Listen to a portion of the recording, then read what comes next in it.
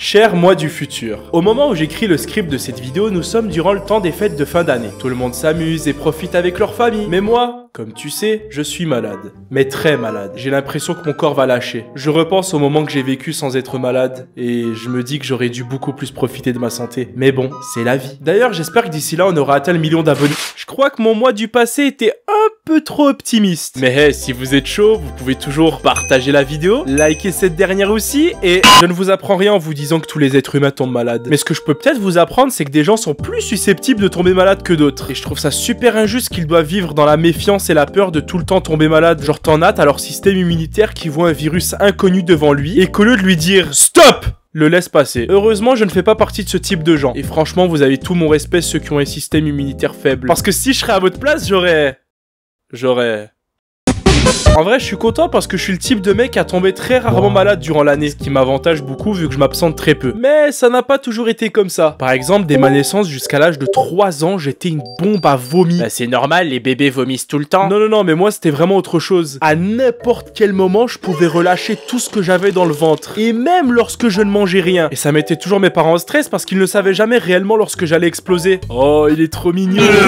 Mes parents et mon médecin de famille n'ont jamais su pourquoi j'avais tendance à beaucoup vomir. Vraiment, c'était juste moi qui avais un démon dans le ventre. Mais bref, c'est de l'histoire ancienne. Je ne sais pas si vous vous rappelez, mais au début de la vidéo, mon moi du passé avait laissé un message au moi du présent, comme quoi j'étais souffrant, que j'avais besoin d'aide, etc. Et bah, j'aimerais vous parler de toute cette situation, parce qu'il s'est passé des choses que j'ai absolument besoin de vous raconter. Alors, comme je vous ai dit plus tôt, je tombe très rarement malade. Mais durant l'année, lorsque je tombe malade, et bah, je ne sais pas pourquoi, mais mon corps multiplie la puissance de la maladie. Et donc, à chaque fois quand je tombe malade, il faut que ça soit tellement violent que ça me laisse des dégâts psychologiques. Comme durant la semaine de Noël 2022. Au début, j'avais attrapé un rhume. Bon, pour plusieurs personnes, c'est rien. T'as le nez bouché pendant quelques jours et c'est réglé. Mais moi, j'ai attrapé un de ces rhumes qui te donne l'impression que tout ton visage va exploser.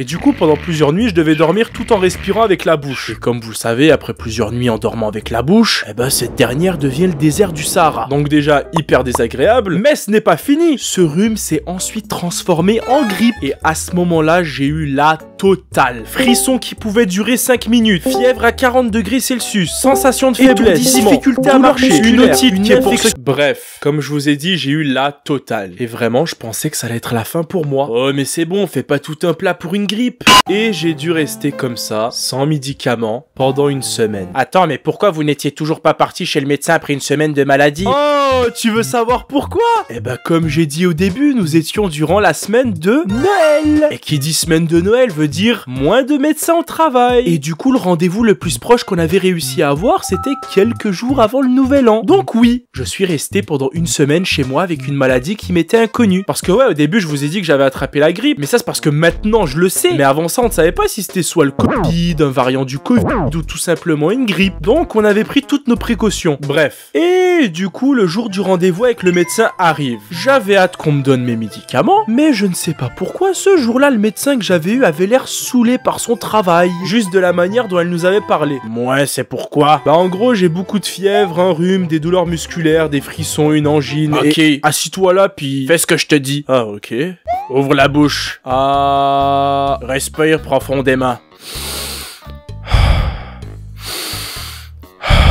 Bon, je sais pas qu'est-ce que t'as. Ça doit soit être le Covid ou la grippe. D'ailleurs, ta gorge est très rouge. Est-ce que tu tousses? Non. Bah tu verras, tu tousseras pendant au moins une semaine. Tiens, tes médicaments pour ton otite et pour ton nez enrhumé. Et pour ma fièvre, mon angine et la toux que vous m'avez dit que j'allais avoir. Oh non, allez, c'est bon, j'ai d'autres patients. Bonne journée. Donc, je ne sais pas si vous avez compris, mais je suis allé chez le médecin, je lui ai dit tous les symptômes que j'avais, et au lieu de me donner tous les médicaments qui me sont nécessaires pour guérir, elle m'a donné la moitié de ce que j'avais besoin. Genre, c'est quoi? C'est une extension? Un DLC? Faut que je paye combien pour avoir le reste des médicaments? Et en plus, elle avait prédit en avance le fait que j'allais avoir de la toux. Et au lieu d'être prévoyante et de me donner un médicament au cas où j'aurais une toux sévère comme ce que je suis en train de vivre maintenant depuis 2 semaines, elle m'a laissé comme une merde. Quelques jours après, on avait réussi à se prendre un rendez-vous avec un autre médecin. Parce que vous vous imaginez bien que de la fièvre, de l'angine, des douleurs musculaires et des frissons ne vont pas se guérir avec un médicament pour une otite et pour un nez bouché. Et lorsque je suis allé chez ce nouveau médecin, médecin, je lui ai expliqué toute la situation et même la visite que j'ai fait chez l'autre médecin, et même lui était choqué par le travail de sa collègue. Et heureusement par la suite, il m'a donné de bons médicaments pour tous les trucs que j'avais, il m'avait rassuré en me confirmant que j'avais juste une grippe, et maintenant je suis en train de me rétablir petit à petit. Oh, il y a une vidéo qui vient d'apparaître, je crois que tu devrais absolument aller la voir.